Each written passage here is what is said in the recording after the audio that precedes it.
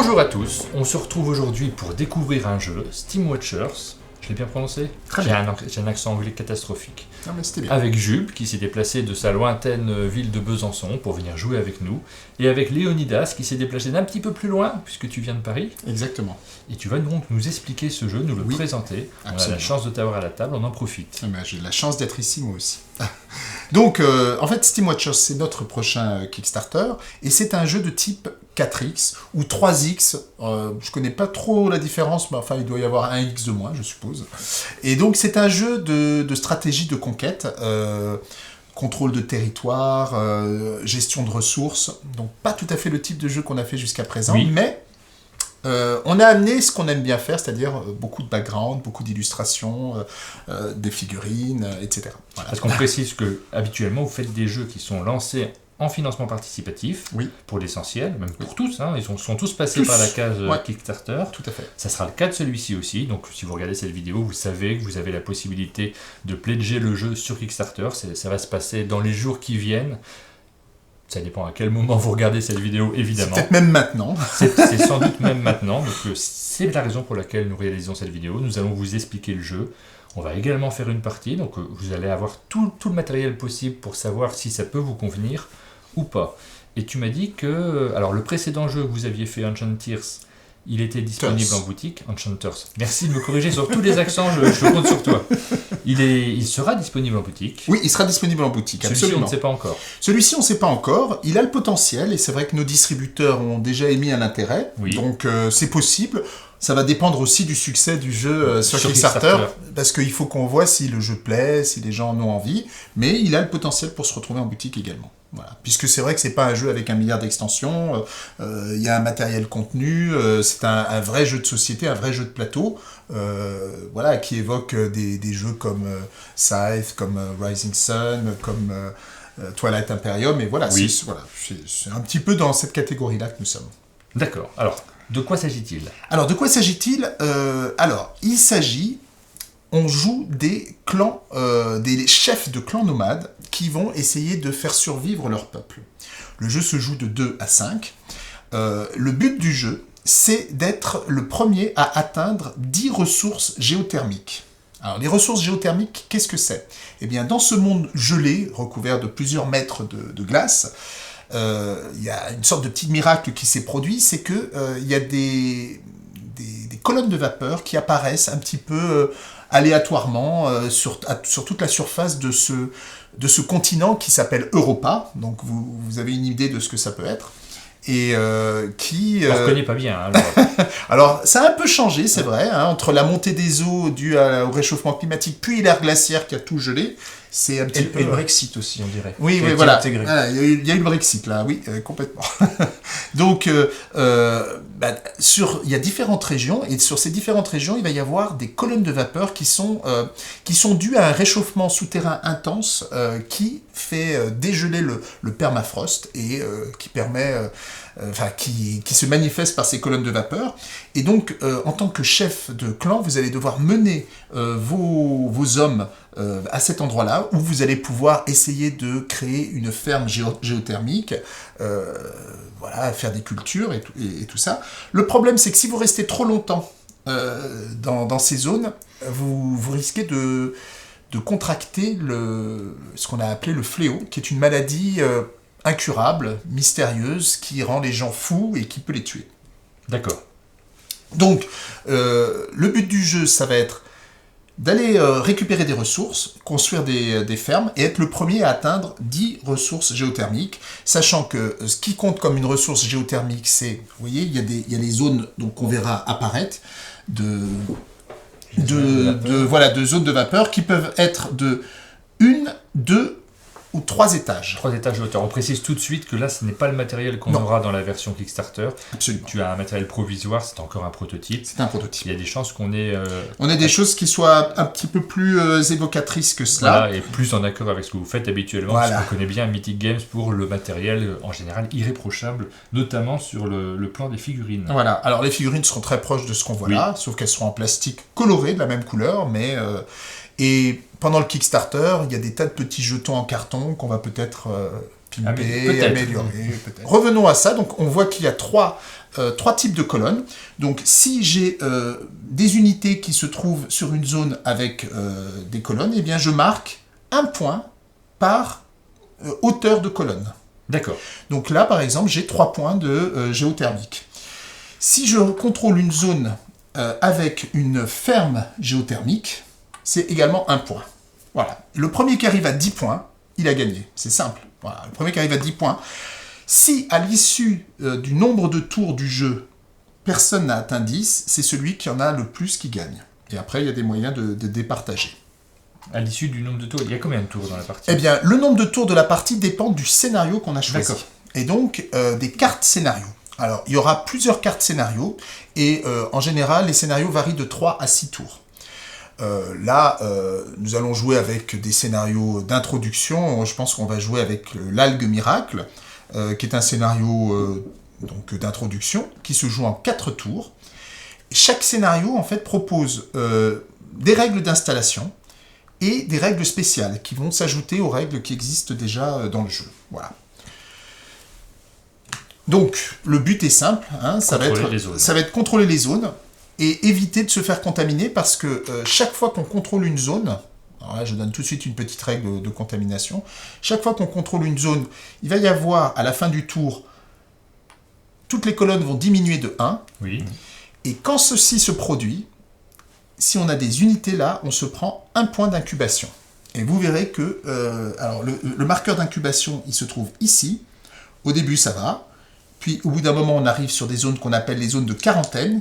Et donc, on est obligé de prendre un jeton quarantaine et de bloquer une des cases de son plateau de jeu. Ça veut dire qu'on limite ses choix pendant le jeu. D'accord.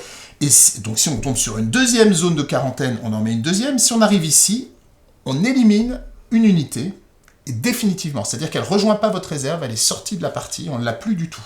Voilà, donc c'est quand même gênant. Voilà.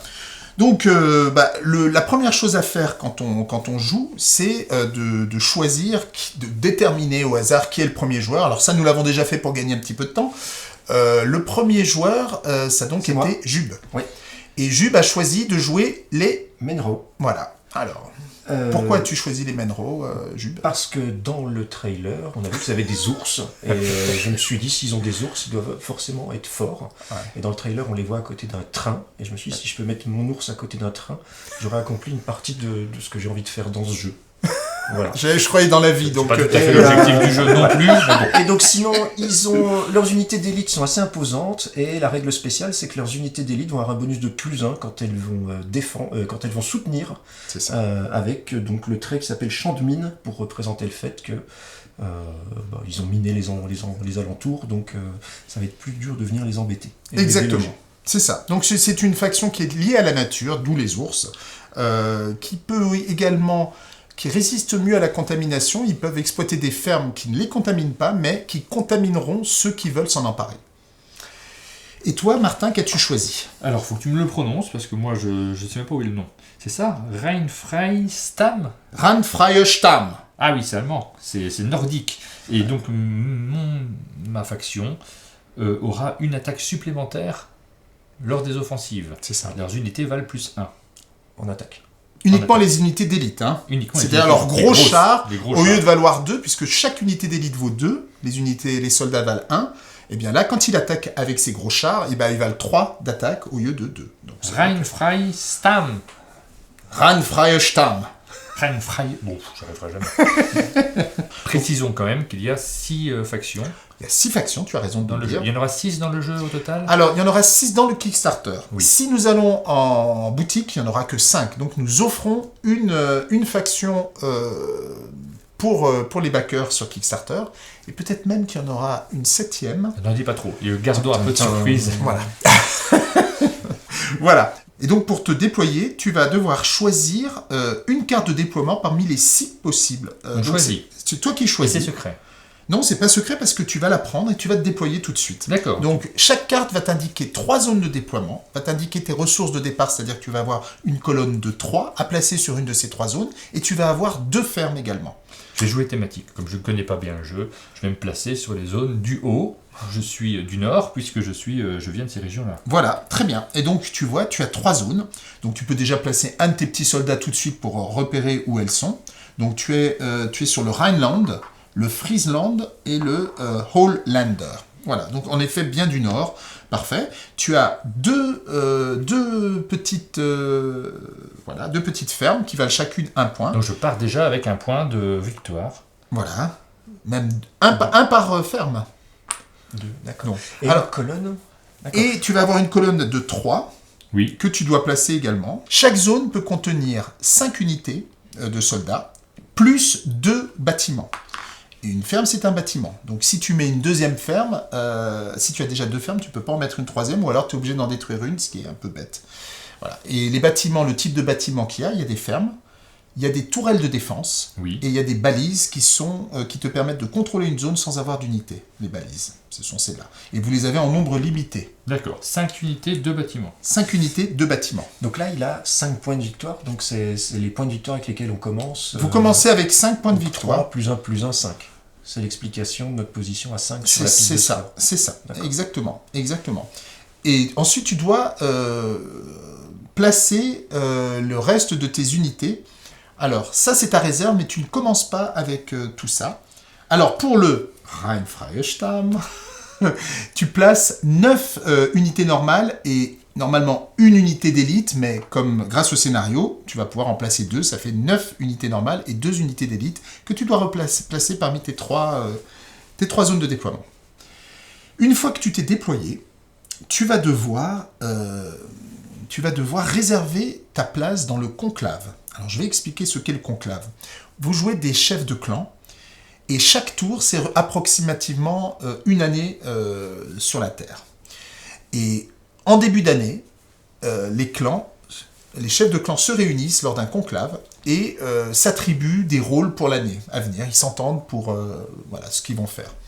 Et ça se matérialise par cette partie du plateau. Ici, ce sont les zones de réservation du rôle du conclave, donc c'est ça que tu vas devoir placer dès maintenant.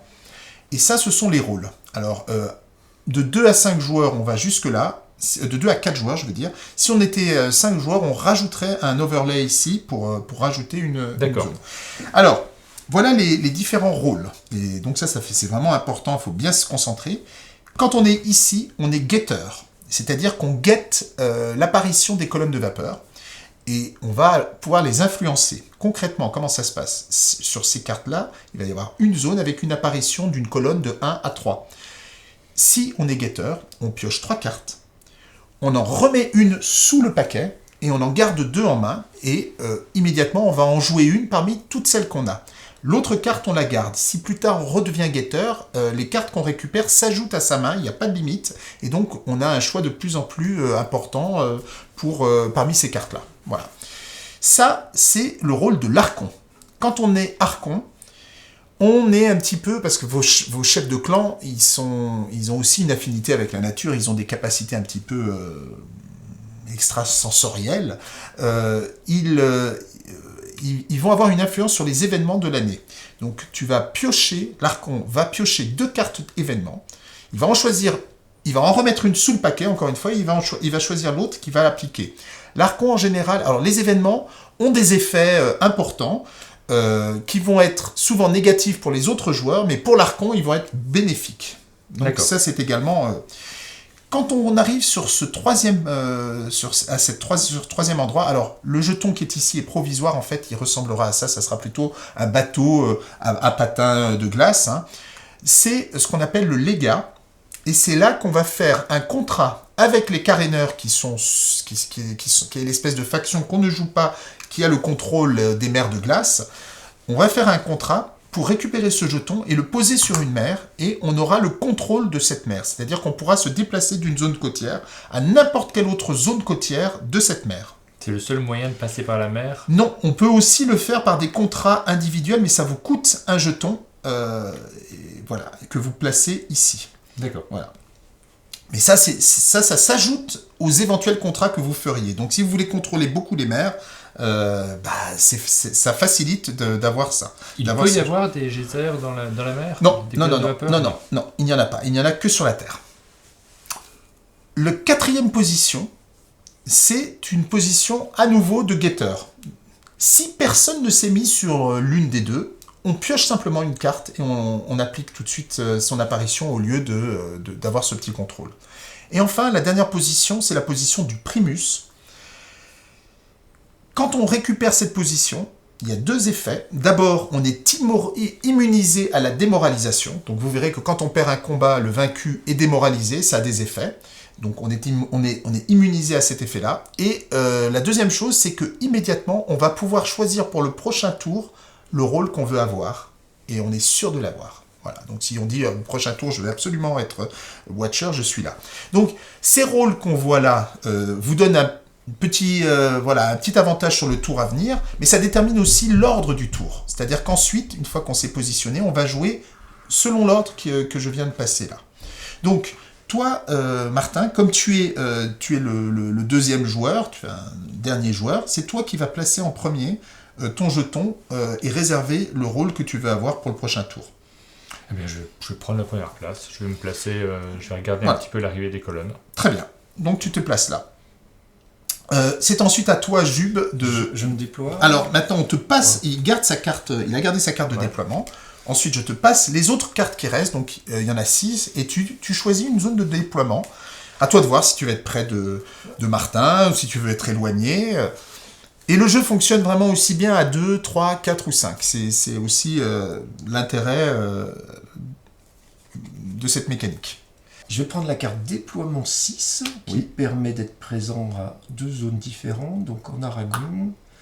3 zones différentes. Oui, 3 zones différentes. Donc c'est toujours 3 zones, donc là c'est plus... en deux spots en fait, oui. C'est ça qui m'intéresse. Oui, c'est plus aquatique celle-là. Donc j'ai 7... Non, toi tu as 8 unités de base, alors ça dépend de chaque faction en fait, les unités avec lesquelles on commence. Et toi tu en as 8 de base. 2 gros, parce que le scénario dit qu'on a une élite. Voilà, une élite, mais dans ce scénario 2 élites, donc tu vas faire 8-2.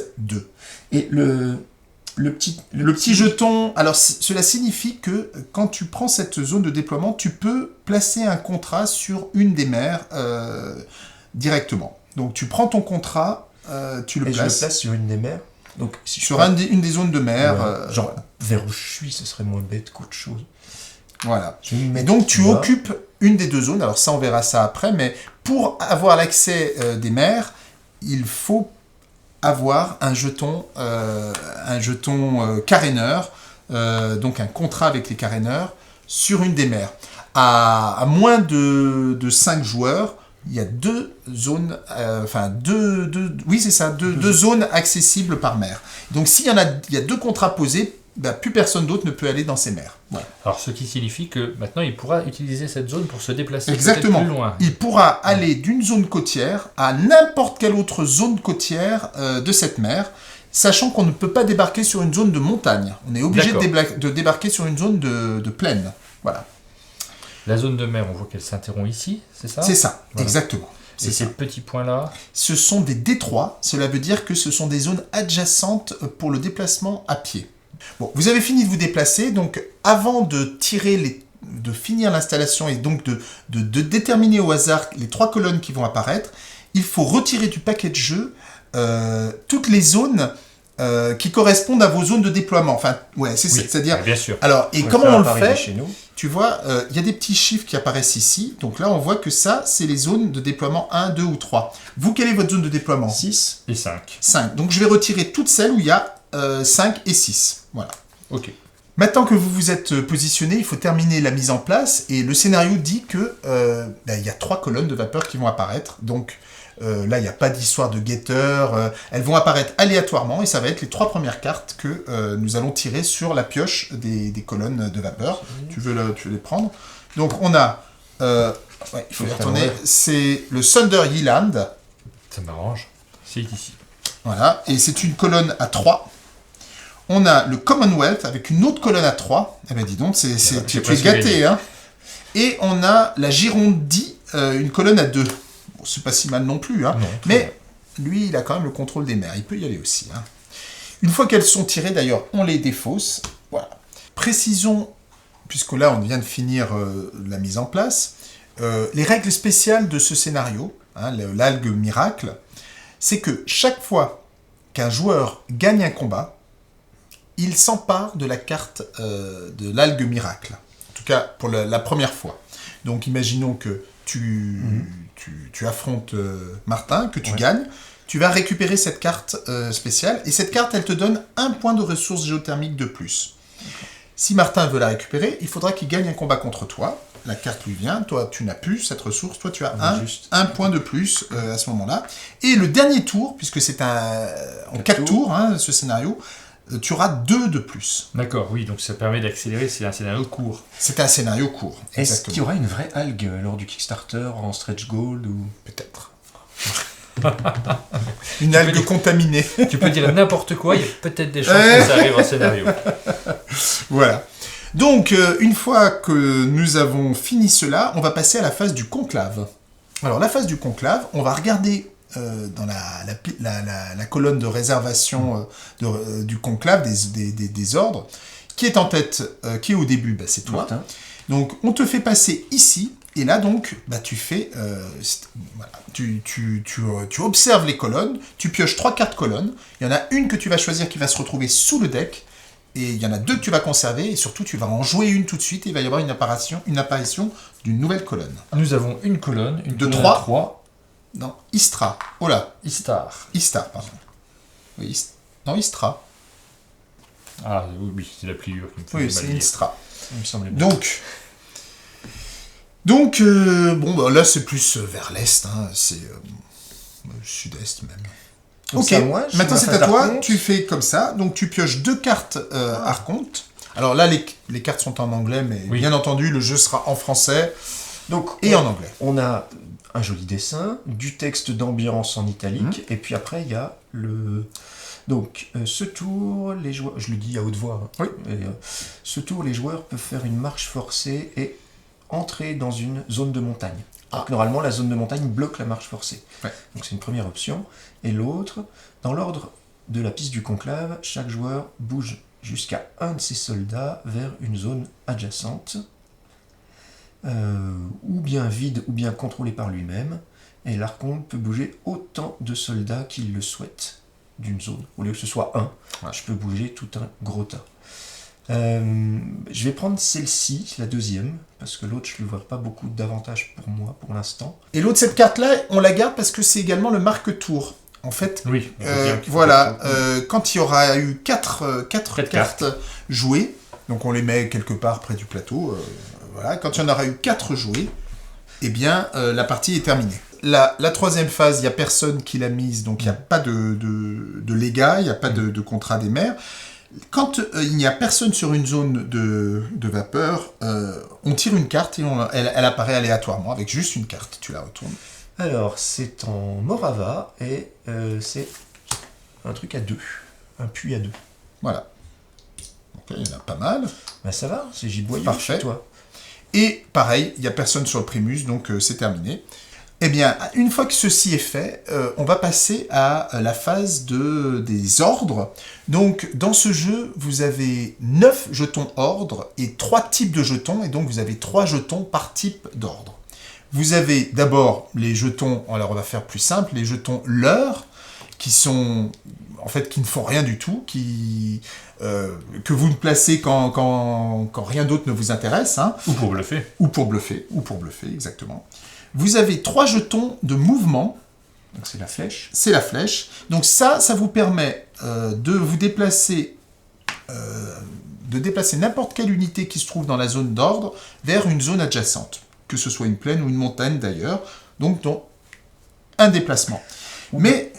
Ou dans le cas d'un contrat bateau, je pourrais aller n'importe où. Adjacent à cette mer. Absolument. Comment fonctionne? Alors le leurre, on l'a bien compris, on va le positionner dans une zone, et au moment où on le retournera, il ne se passera rien. Et on retire même le jeton On leurre. retirera le jeton. Voilà. Le jeton de mouvement, il se place, c'est toujours un problème dans ce type de jeu, de savoir si on les place dans la zone de laquelle on se déplacera, Non. ou On alors dans la place zone d'arrivée. uniquement les jetons ordre dans les zones où l'on possède des unités. D'accord, donc c'est dans la zone. Voilà. À partir, si je place un jeton mouvement ici, je pourrais aller ici ou ici. Ici, soit regroupés, soit en les séparant. D'accord. D'accord ? Tout le monde reçoit l'ordre de mouvement. Et on décide de les faire. Voilà. Le jeton mouvement permet donc ça c'est son utilisation de base, où on peut déclencher et le remplacer par une action spéciale de mouvement qui se trouve ici, qui est la marche forcée.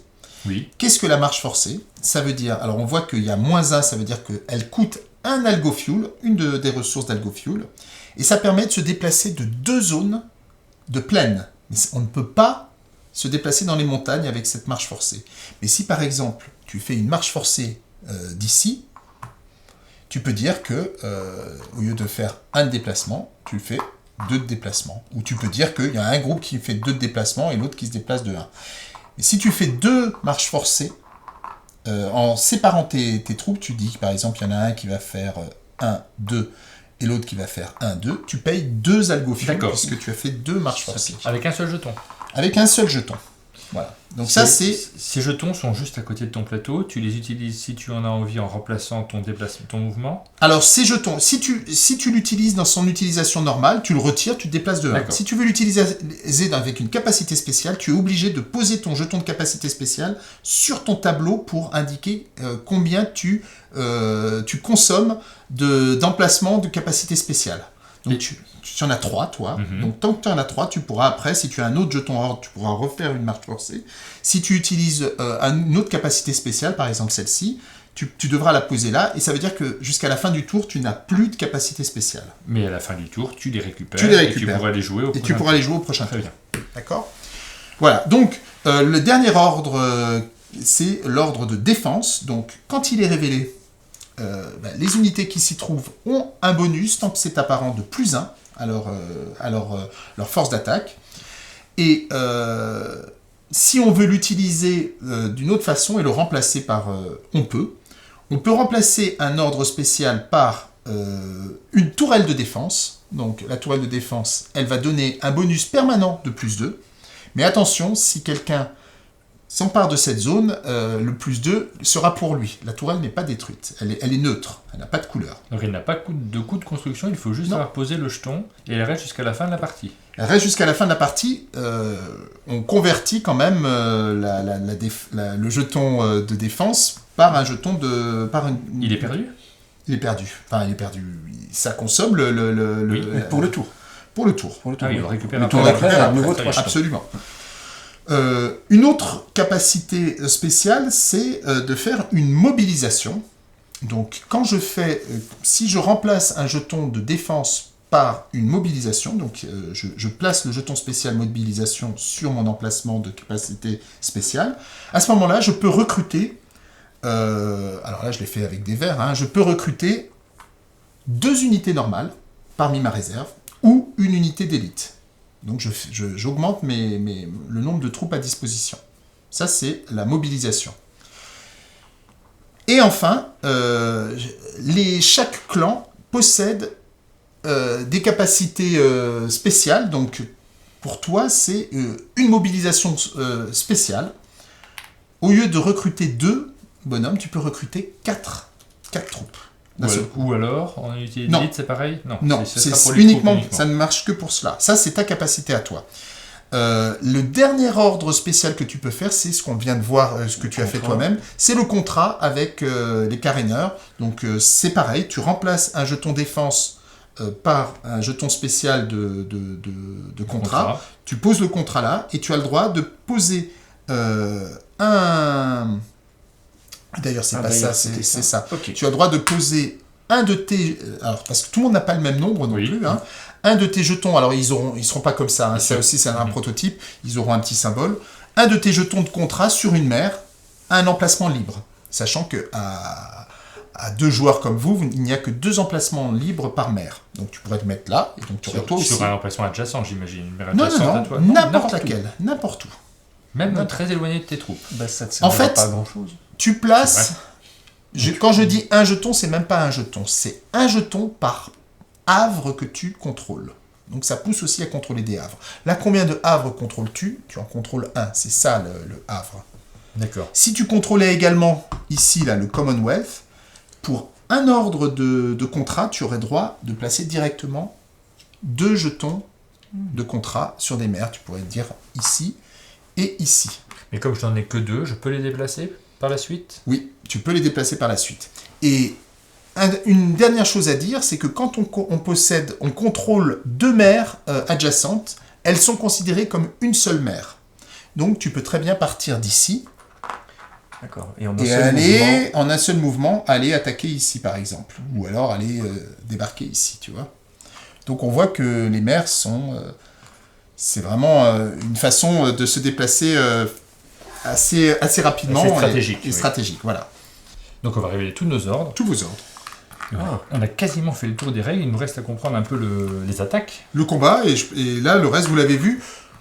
Vous allez voir la phase aussi de dégel, de baisse d'intensité des colonnes et du calcul des ressources, mais on a vu pratiquement toutes les règles. Donc, et bien là, au premier joueur, ensuite, chacun des ordres va se jouer à tour de rôle dans l'ordre du conclave.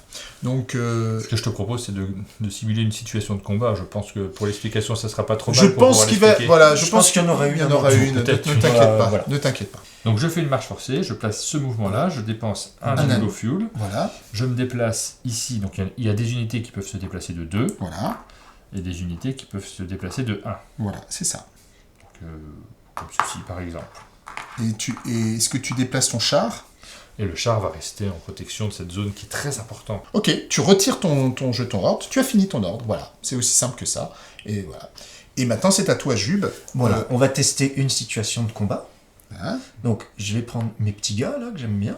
Voilà. Comme tu as un déplacement, comme tu as le contrôle de la mer, tu peux débarquer sur n'importe quelle zone la mer. Moi, j'y vais en traîneau. De plaine. Hein? Oui, c'est ça.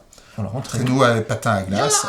Voilà, et tu arrives là. Donc tu te mets dans la zone, voilà, c'est ça. Tiens, on est plein, nous. Voilà. Et bien là, c'est un exemple de combat, alors bon, assez simple. Donc celle-là, tu le retires, hein, ça y est, tu as fait. Donc, comment se passe un combat? Eh bien, il faut additionner les forces en présence. Donc l'attaquant a combien de forces? Alors c'est lui, l'attaquant. L'attaquant, il a 5 forces. C'est ça. 5. C'est ça. Et toi, tu as? Moi, j'en ai 2 avec mon soutien. C'est ça. Exactement. C'est un ordre de défense. C'est ça, avec son ordre de défense. Donc ça fait 5 contre 2. Et ensuite, vous prenez votre roue et vous avez le droit de miser de 0 à 6 algofuel. Et ce que vous misez est dépensé pour ce tour. Pour ce tour. Pour ce tour. À la fin du tour, vous allez récupérer tous les algofuel que vous pouvez, c'est-à-dire tous ceux... tant que vous n'avez pas de jetons de quarantaine dessus, vous revenez à votre maximum. En cas d'égalité? En cas d'égalité, c'est l'attaquant qui gagne. Le vaincu a le droit de faire une retraite vers une zone adjacente qu'il contrôle. S'il n'y a pas de zone adjacente qu'il contrôle, il ne peut pas reculer et toutes les unités sont détruites. D'accord. Mais de base, le vaincu en perd une. Et de base, le vaincu en perd une unité. Donc dans ce cas-là, si tu perds, de toute façon, tu perdras ton... On n'a pas encore dit que tu allais perdre, mais je pense que tu vas perdre. Oui. Alors, vous devez réfléchir, miser secrètement, poser face cachée quand vous avez fini de miser. Et ensuite, vous dévoilez.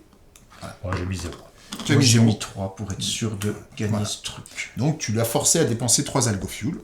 Donc, maintenant, si tu l'attaques, il a ça de moins. Je te tue. Donc, tu es mort. Tu perds malheureusement aussi ton jeton en défense. Oui. Et lui s'est emparé de cette zone. Et surtout, de l'algue. C'est vrai. Oui, et il prend l'algue. Et oui, il a 1 point de plus. Voilà. Alors, c'est peut-être pas la peine d'aller jusqu'au bout. En fait, ça continuerait maintenant. Vous joueriez tous vos ordres jusqu'à ce qu'il n'y ait plus d'ordre sur la table. On va juste passer sur les dernières phases du jeu. Oui. Donc, une fois que ça c'est fait, il y a... ce qu'on fait, c'est... Il y a la phase des créations des fermes. Donc, on regarde les zones qui sont contrôlées. Supposons que ça soit terminé comme ça, qu'on retire les ordres. Hein. Imaginons que celui-ci, il n'y a qu'une seule, parce qu'il ne faut plus qu'il y ait geyser, tu m'as dit. Voilà. Alors, je dis geyser, je crois que c'est pas le terme. Hein. C'est colonne de vapeur. Colonne de vapeur. Oui, bon, c'est un peu, ça ressemble à des geysers. Hein. Donc, imaginons que, que ce soit comme ça. Que ce soit comme ça, pour l'explication, c'est mieux. Pour l'explication, c'est mieux. toutes les zones qui sont contrôlées, sur lesquelles il y a un seul étage, Oui. on peut les remplacer par une ferme. Donc, On ici, retire celui-là, on on met retire. une ferme à la place. Voilà, une ferme géothermique. Voilà. Et ça coûte 1 d'algofuel. Donc si on a tout claqué pendant Tous le les combat, combats. eh ben, on ne peut Arrive. pas construire de ferme. Voilà. Ça, c'est la première phase. Ensuite, il y a la phase de diminution des zones. Alors, on le fait d'abord sur les zones où il n'y a personne. Oui. Donc, Celle-ci. voilà. Oui. Et ensuite, on le fait sur les zones avec des personnes. Donc, on va commencer par toi, Martin. Donc, Donc, combien tu... celui-ci n'était pas impacté. Mais non, parce qu'il n'y en a plus là. Voilà. Voilà. Donc, Par contre, ici, ah oui, excuse-moi, tu as raison. Le fait de créer une ferme, tu prends 1 d'incubation. Donc tu fais monter ton niveau de 0 à 1. Voilà. Et ensuite, on fait descendre aussi celle-là. Donc voilà. Non, tu ne retires pas un bonhomme. Tu le Tu retires pas, retires ça, tu te une- prends un autre incubation pour chaque étage qui diminue. Et encore un là. Il y en a un autre là, il y a encore quelqu'un, tu te reprends encore un étage. Ah, là tu es arrivé où? Tu es arrivé dans une quarantaine, donc tu dois prendre un jeton quarantaine et tu dois le positionner sur ton plateau de jeu. Oui. Tu vas bloquer soit une capacité exemple, spéciale, soit le maximum d'hommes que tu peux avoir, soit le maximum d'algofuel que tu peux avoir. ce qui va poser des problèmes pour la suite de Et la ça va être de plus en plus le cas pour le reste de la partie. Et donc, voilà. Donc là, tu as terminé. Maintenant, La même chose se passerait Donc ici. j'en prendrai 2. Et tu en moi, prendrais tout un, va bien. 2. Et toi, voilà, tu te prendrais rien dans ce cas-là. Et une fois que c'est ça, ce qui se passe, c'est qu'on remet ces compteurs d'algofuel jusqu'au maximum. Donc si tu avais une quarantaine, bah, tu irais jusqu'à ce que tu peux. Voilà. Et la dernière chose, c'est de faire revenir à la fin du tour le jeton de contamination, enfin d'incubation, à 0. Donc en fait, on les prend on les accumule pendant le tour, Oui. ça va vous mettre des malus, hein, en fait, soit des jetons quarantaine, soit si on atteint le dernier jeton d'incubation, on retire de la partie définitivement une troupe. Si on continue à monter en incubation, à chaque fois qu'on monte, on en retire une nouvelle, mais à la fin d'un tour, ça revient à 0. Donc vous le remettez à 0. On a la possibilité ensuite de payer pour les contrats qu'on a déjà dans les mers. Donc si tu veux garder ce contrat-là, tu peux maintenant dépenser 1 d'algofuel que tu n'auras plus pour le tour. Tu vois. Oui. Donc supposons que tu veuilles le faire, tu le dépenses, c'est à ce moment-là. Et là, ensuite, on se remet à compter les ressources géothermiques qu'on a et pour ajuster. Donc toi, Martin, ça te fait 1, 2, 3, 4, 5, 6, 7, c'est ça? 7. Donc tu passes à 7. Et toi, Jube? 1, 2, 3, 4, 5, 6, plus l'algue miraculeuse, 7 aussi. C'est très équilibré. Et donc là, un nouveau tour qui commence par ici la piste. En fait, ce qui se passe, c'est que quand on a fini de faire ses ordres, on passe, on prend son jeton et on le positionne. Si c'était toi, Martin, qui avait terminé avant, tu le D'accord. positionnes où tu veux, Oui. mais tu n'as pas le droit de le positionner à l'endroit où tu étais déjà. Donc là, par exemple, imaginons que tu es fini, tu dis... je réserve, qu'est-ce que tu choisis l'Archonte, par exemple, où je vais être en position 2, et toi tu dis, je vais être Steam Watcher, tu pourrais être là, ou je veux avoir le contrat des mers, je me place là. Voilà. Sauf pour le joueur qui s'est placé en 5e position, qui peut choisir en premier. Si tu t'es placé en 5e position, tu auras immédiatement placé ton jeton quelque part, et donc D'accord. cette zone, elle n'est pas accessible. Ok. Vous voyez? Très bien. Et après, on recommence ce qu'on vient de faire, jusqu'à ce que quelqu'un remplisse ses conditions de victoire, ou jusqu'à ce qu'on arrive à la fin du tour, du nombre de tours, donc 4 tours pour ce scénario, dans certains autres c'est 3, dans d'autres c'est 5 ou 6, et on applique les conditions de victoire. Voilà. Eh bien, très bien. On a eu cette explication des règles du jeu. On va vous proposer également une vidéo de partie que vous pourrez regarder si vous avez besoin de voir une partie complète pour voir un peu comment fonctionne le jeu. Merci beaucoup Léo. Merci Martin, merci Jube. On rappelle que le Kickstarter, donc c'est le 3. Du 3 février au 3 3 mars, pardon, au 13 mars, donc 10 jours. Si ce jeu vous a convaincu, si vous avez envie de le pledger, allez faire un petit tour sur le Kickstarter, regardez un peu toutes les options, tous les add-ons qui peuvent se rajouter également. Oui, il y a encore. 3 extensions qui rajoutent, alors des petites extensions qui rajoutent, il y en a une c'est vraiment centrée sur le côté diplomatie, il y en a une qui va, au lieu d'avoir des jetons de clan, de chef de clan, vous avez une figurine de chef de clan qui sera plus puissante sur le conclave, mais qui peut aussi venir sur le champ de bataille, et là ils sont encore plus puissants, mais vous les avez plus pour le conclave, donc c'est également un choix à faire. Et enfin, la troisième extension, elle rajoute les trains avec un wagon plutôt axé combat, un wagon ressources et un wagon rapide, en fait, et ça va rajouter des nouvelles options. Une petite ambiance transpersonnage. Voilà, exactement. Dans le milieu glaciaire. Qui est une belle référence. Si vous voulez voir plus sur le jeu, donc regardez la partie qui doit être déjà en ligne normalement. Et nous, on vous dit à très bientôt.